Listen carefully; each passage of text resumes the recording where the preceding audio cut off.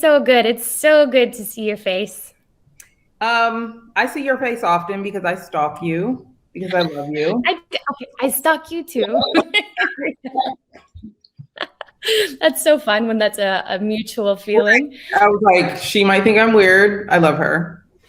Well, we were meant to be. A quick little backstory for anyone who's watching is that we met during our fellowship for Everytown.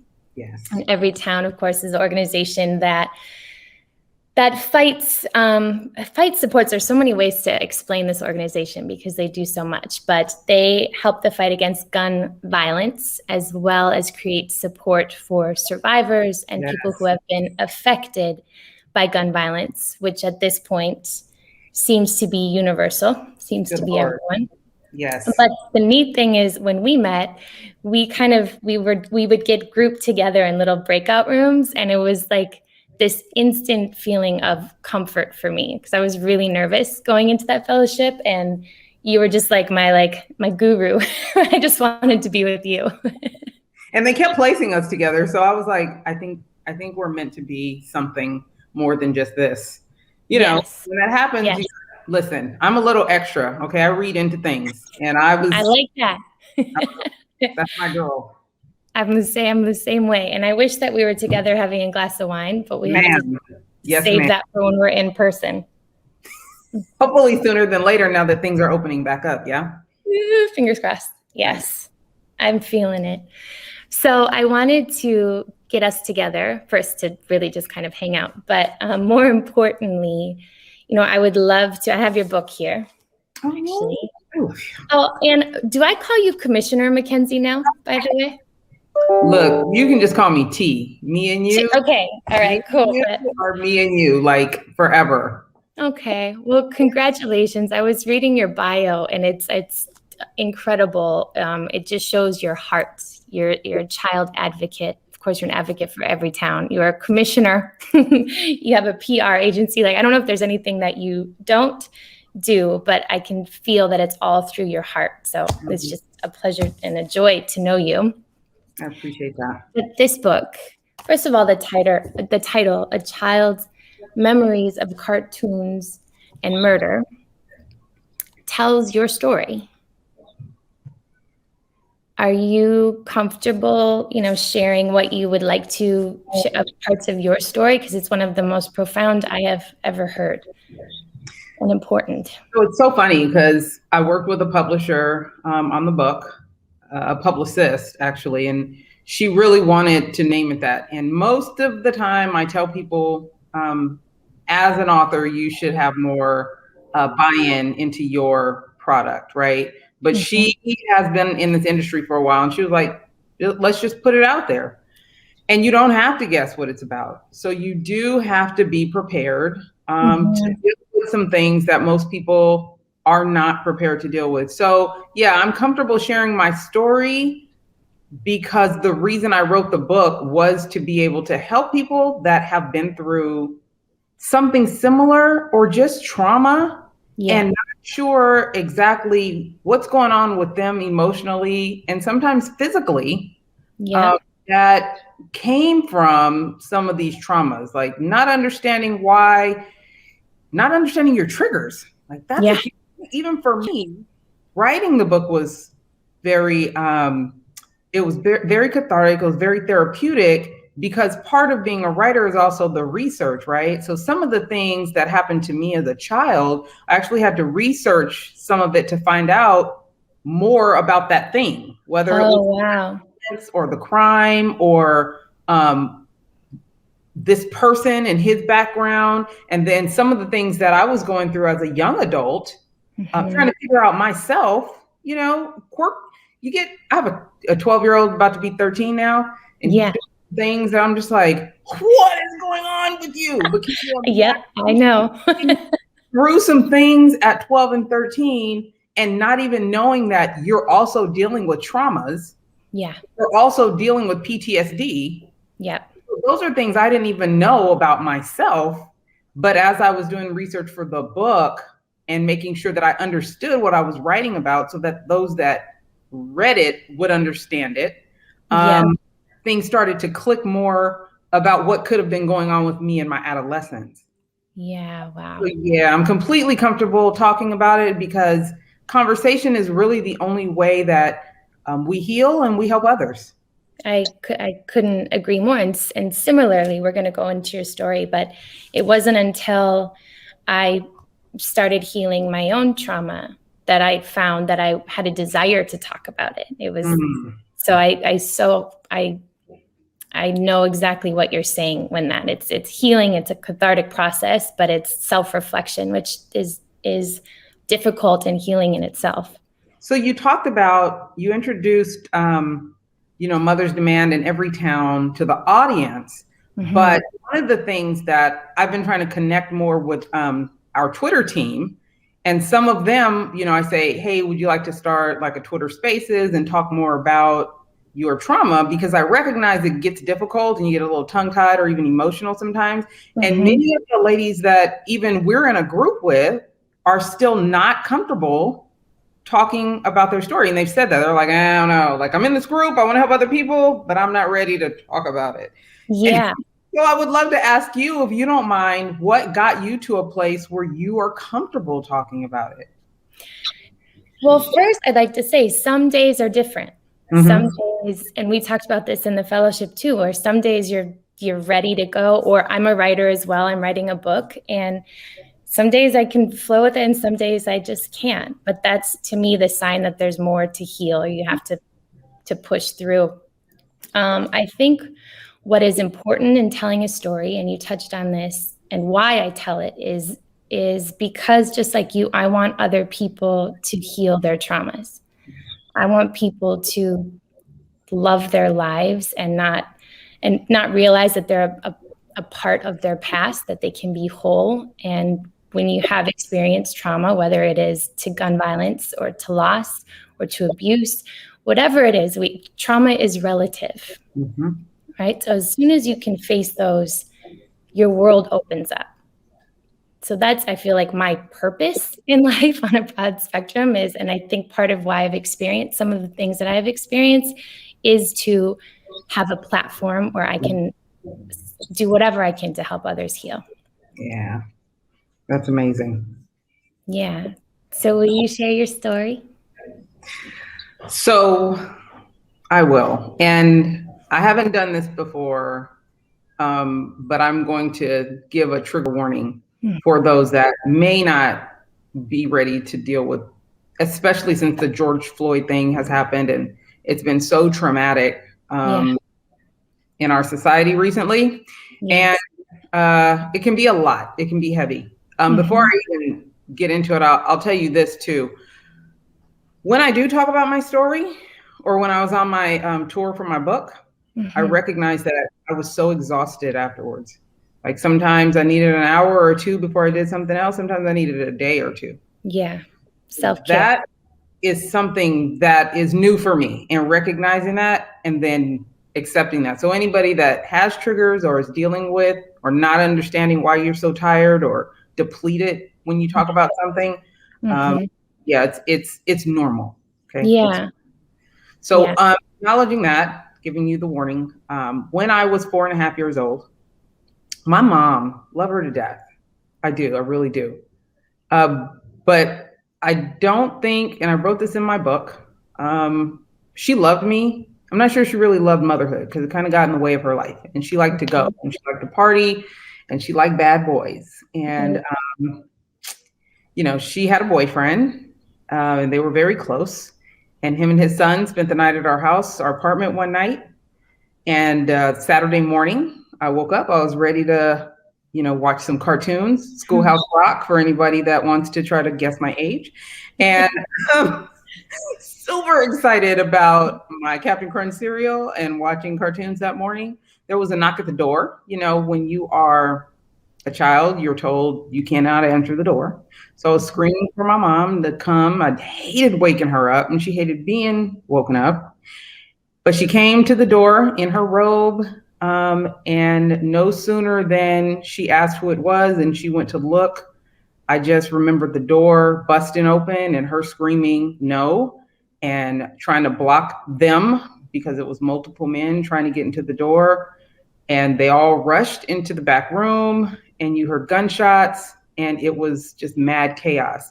And it spilled back out into the living room where we were. I remember the carpet was green. It was like money green. So ugly, so ugly. So that time though. And was just watching it as a child. I remember myself trying to protect the younger boy behind me. I saw my mom fall to the floor. There was blood everywhere. The men eventually rushed out, and I really don't remember much else, but I do remember that blood stain on the carpet. I just remember, and I couldn't really reach for her. I was trying to protect him, and I was a little afraid. It was like something made for TV. I wasn't even sure is this really happening in front of me? And after that, I just remember someone holding me. It wound up being her cousin who lived above us, holding me outside of our home. I remember the ambulance came in and they took her away. And for a very long time, some weeks, I had not seen her. So I really didn't know what was going on with her. Did you know if she survived? Or? I did not. So This is the thing about trauma and drama. Yeah. And Black people. Maybe your people too, but I know about my people. And kids are to be seen, not heard. So I did not ask about anything. And at my grandmother's house, nobody told me anything. Wow. Nobody asked how I was doing. Nobody asked anything. That happened on a Saturday morning. First of all, I'll never forget that. And I did go back to school on Monday. You did? I did. They sent me to school. The one thing I do love, and I have to say this because it is so important now, with domestic violence and domestic abuse, police departments have advanced so much. And they come now, especially when they know there's a child in the house, they have care dogs and they have a care unit that comes out for domestic violence or domestic events, particularly that have children involved. Okay. It was not like that in my day. No. So you were just swept away. So for weeks, I thought that she had, I don't know what I thought. I really don't know. I did think she had died. Yeah. And they talked to me about it. So, for weeks, I had no idea. Went back to school. Wow. And I'll tell you, when I was reunited with my mom, there were men in suits that came to my school, my elementary school, and picked me up. And we went to San Jose International Airport. And that was my first night flight. And I remember getting on the flight. And when we were about to take off, the runway looking like it was just lit up. And I was like, oh my mom. And I got, it's amazing. I don't know what's going on right now. Was your mom on the flight? She was on the flight. So we actually got taken into a federal witness protection program. So those men agents, apparently they were protecting my mother. And on that flight, she told me she was with child. So she was pregnant when she got shot. Oh my God. Wow. And I was 5. And we were on our way to, now I know it was New York. So we stayed in a hotel for a while, I guess, until the trial was over. Did you know who shot your mom? It was my uncle. It was my great uncle, her uncle. So he apparently, and this is of course more work that I did during writing the book. Yeah. So he apparently was a criminal. He had been charged, and he had a record for drugs, money, and women. So he wasn't, this wasn't some random thing. This was a thing that, it in the streets. It's something that street life. Yeah. So he was into drugs, money, and women.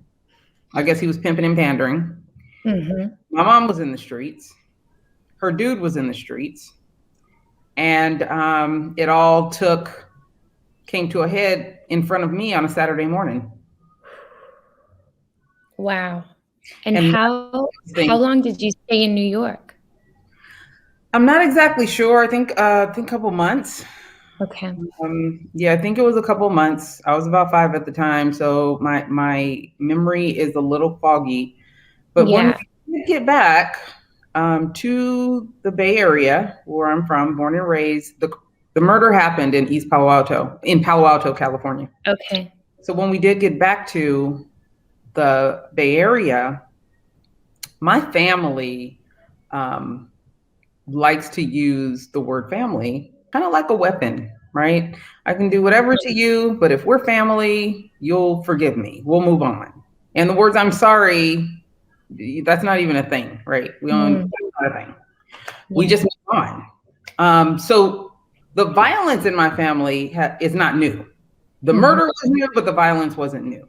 So I've, witnessed my mom getting beat up by her brother, my grandmother getting slapped around by her brothers, other domestic, my aunt and her husband fighting. So the violence isn't new, but that was new.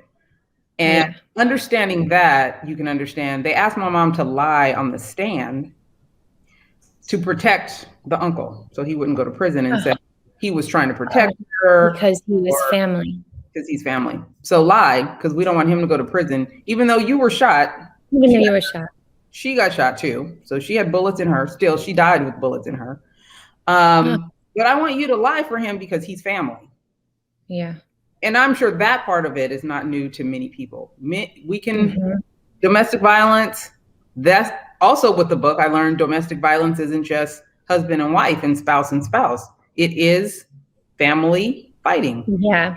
Family, yes. That is domestic violence. So I also, try to help domestic violence survivors, because acknowledging and understanding that not just spouse on spouse, but others in the family physically being abused is also domestic violence. Yes, absolutely. So yeah, she lied. So she did, because she loves her family. She did.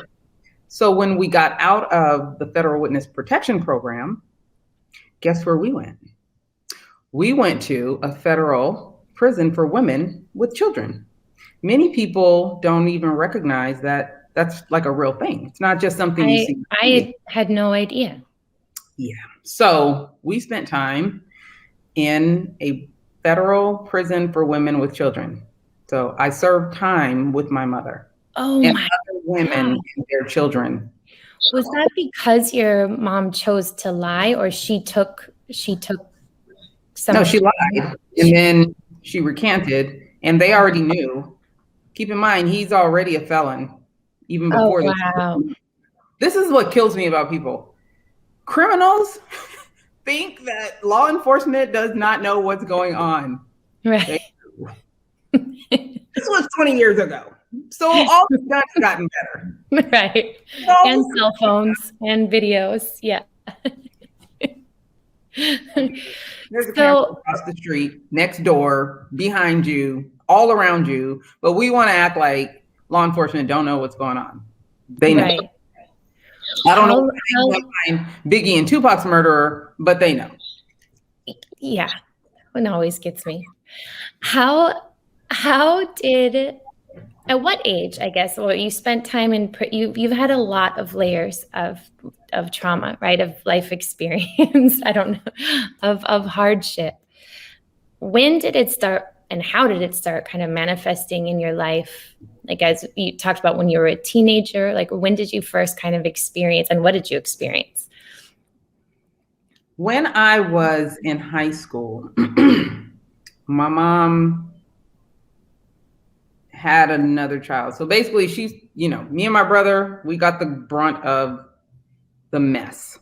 Yeah. And when I was in high school, she got a new boyfriend.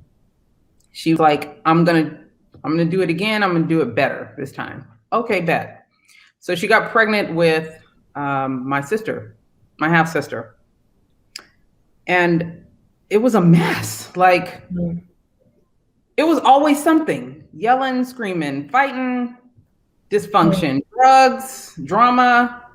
And I'm in high school at this point, and I was livid. I was just like, how? So I'm in high school trying to do my best to do well so that I can go away to college. I'm already, since junior high school, I'm like, I got to get out of here. I can't do this anymore.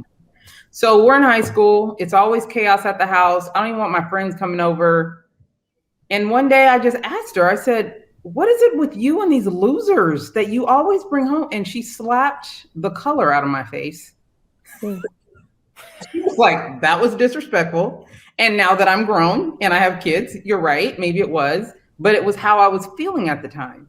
And processing that, and for me to say that, I had actually processed it like, dude, it's always something. It's always some kind of chaos. It's always some kind of fighting.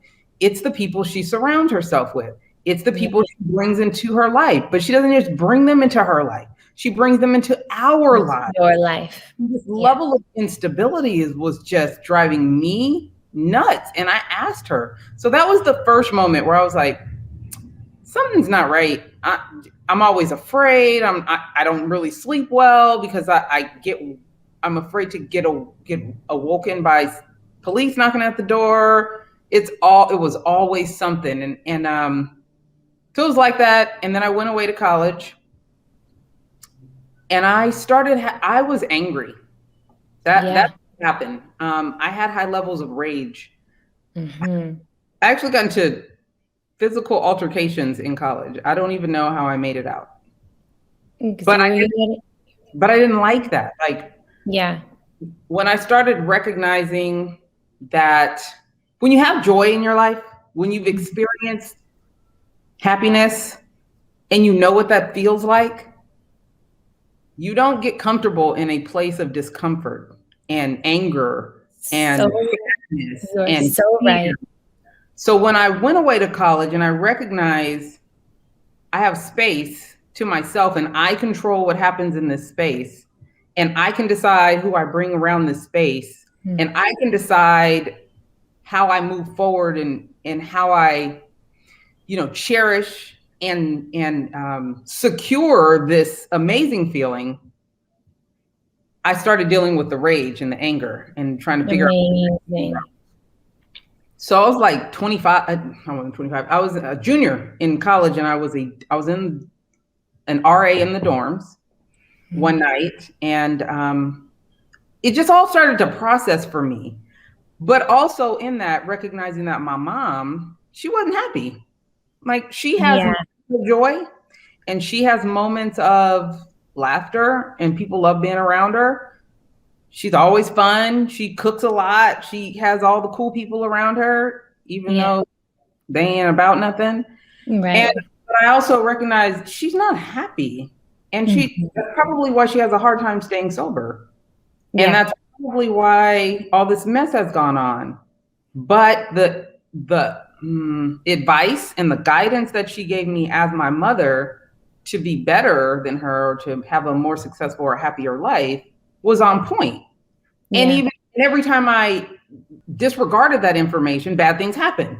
So it was just a moment. I picked up the phone. It had to be probably about 1 a.m. And I just called her. One, I apologized. I was angry. I was angry with her and everybody else that had brought all this trauma and drama into my life. But also, I needed to take a moment to tell her thank you. Like, all this stuff was happening, and as upset as I was, she had to be as upset or as disappointed because she loved her family. Oh my God, I can't leave these people alone. She loved them, and all she ever wanted to do was be loved in return. So can you imagine craving for someone's love and acceptance and then going through what you've gone through? Like, how disappointing and how hurtful that is, on top of also being a victim of trauma, because you're searching for love and affection and attention and acceptance. Yeah. I was like, your life is a mess. I was like, it's a mess. You should just move to LA with me and start here. And that was your ability in college, which is still a young age, to not only recognize that you have joy, and when you're not feeling that, okay, now I need to do some things to get back to that point. But then to also look at your mom and find a way to forgive her, because she's a human and she's doing the best that she can. And to free yourself of that anger and resentment is remarkable. Someone once told me, like, 99% of people don't do the work. And I don't think it's because people don't want to necessarily. I think it's that they don't know how. And I also think it's addictive to hurt sometimes. So and you're vulnerable. When you open your heart back up, when you forgive, you're essentially opening yourself back up to being hurt again. Yeah. Yeah. I remember, and I quote this a lot, Michael Beckwith said, "A lack of forgiveness is the greatest form of self-abuse." And I was like, what? I pulled the car over. I stopped when I heard that. I need to dig into this. Yeah, it was on one of course, Oprah's like Soul Sundays, she's so amazing. But I was like, wait, so if I'm not forgiving, I'm actually hurting myself more, because you're basically telling the universe you want more of it. And I was like, oh, forgiveness is your willingness to let go of the pain that you're holding on to. Right. And then you can try and fill it with whatever you want to, whatever brings you joy. Yeah. What advice would you give someone, who's being triggered right now, or going through PTSD, or is, going through trauma right now? Like what are is it self-care or whatever advice would you give them right now? Don't run from it. Don't shut that down. If you are triggered right now, go deeper. Even on your own or with the therapist, you need to go deeper. When you are triggered, if you don't like how that feels, then you need to go deeper and figure out what that is.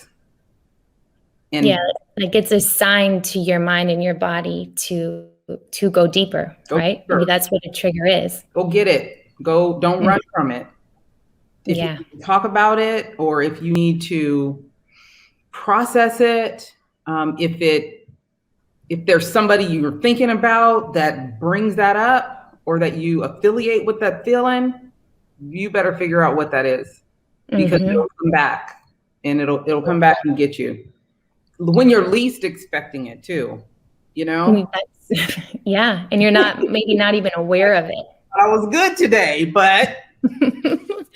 And when you're triggered, what's your go-to practices? Wine. I already told you. That's why we're friends. I know, but that doesn't really.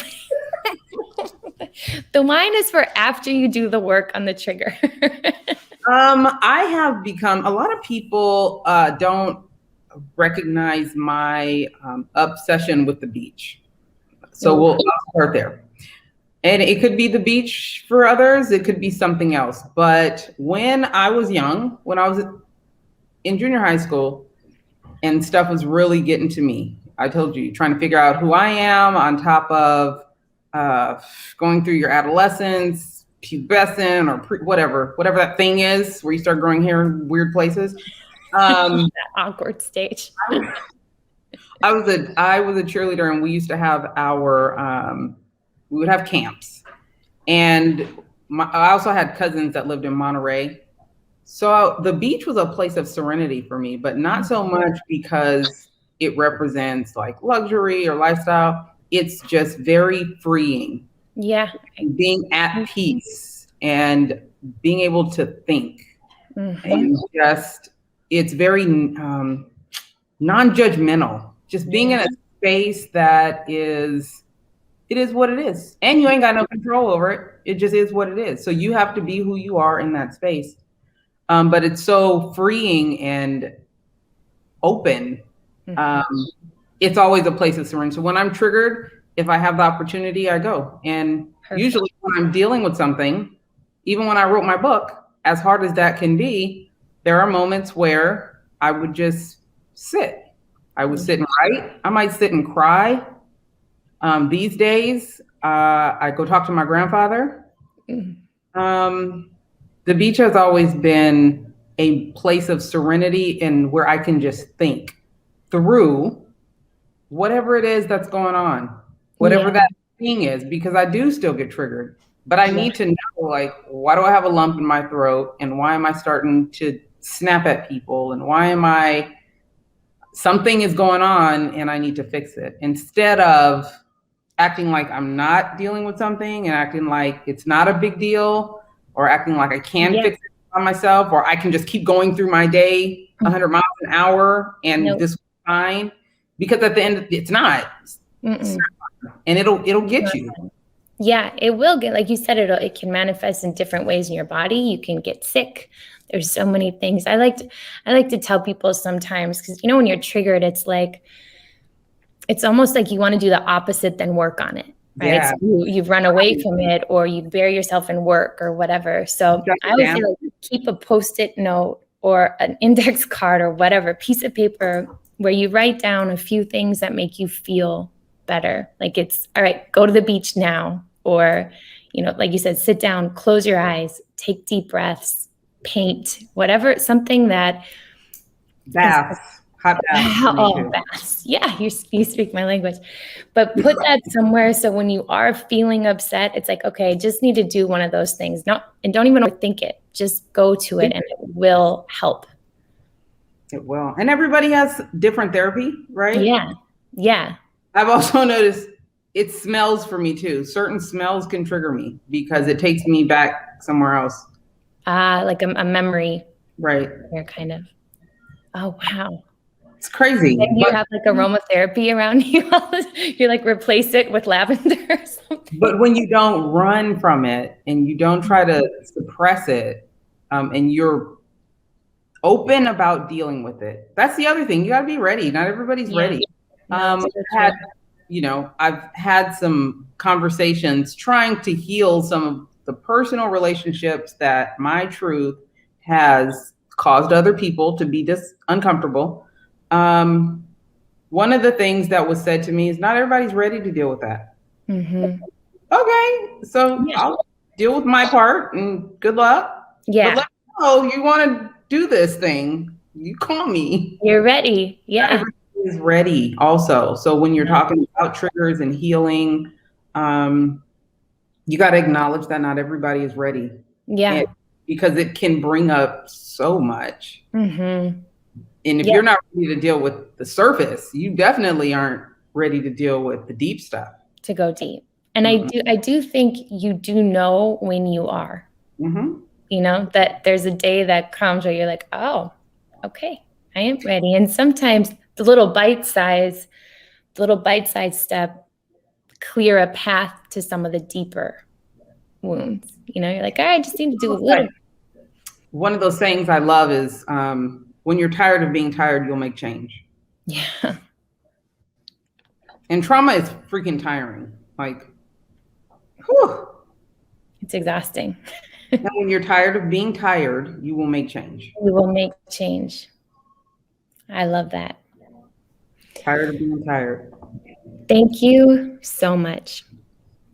Your story is, thank you for being vulnerable. Thank you for opening up. Your story is inspiring on so many levels, but how you have taken what you've been through and now use it to help others and to give back to the community and to everyone is just, I'm just so inspired by you, and I'm so happy we're friends. We're soulmates. We are. That's my girl. Yeah. I do want to say before we wrap up is that our kids, people are used to just being like, kids are resilient. Yeah. If I can remember something from when I was 5 and I'm in my 40s, you can imagine what maybe the teenager or the young girl that watched the George Floyd thing. Yes. You got to look out for her. The child that watched the domestic violence in your house, if you're a mom or a dad and you've separated and now you guys are doing your own thing, you still got to look out for that 5 or 10-year-old that was watching that. You have to acknowledge that we can forgive, but they don't forget and they need help healing. Conversations are important. Would you give the same advice as an adult to a child, or how would you, as a parent, as and I'm hearing everything you're saying, even as a trauma coach, I don't know if I do the right thing with my kids all the time. So what advice would you give parents and to our children right now? Pay attention to how you're feeling and don't be afraid. I would tell parents to be open to talking about it. Actually, not talking, listening. Being more of a listener, and don't listen to respond because you're in a place of defense. It does not weigh on you, you're good or bad parent, but be in a place where you're open enough to listen and hear what they're saying and then how they're feeling. Don't forget to say, how did that make you feel? Mm-hmm. How do you feel now? We have to continue to ask our kids that, even if you haven't experienced trauma, some things they just don't know how to process. And there's secondhand trauma. You don't even have to be there. Or you could have just watched something happen to someone else and you're not thinking, oh, that could have affected them. Psychologically, it can.